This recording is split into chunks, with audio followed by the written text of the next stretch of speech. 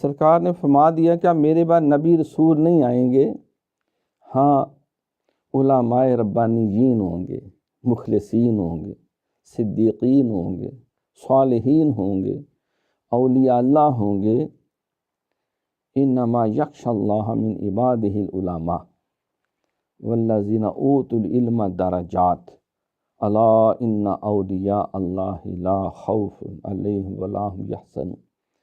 تو اللہ کریم نے وہ مردان باخدا اسی مشن کو صحابہ لے کے، اہل بیت اطہار لے کر، ائمہ کرام لے کر، فقہاء، مفسرین، محدثین، محققین،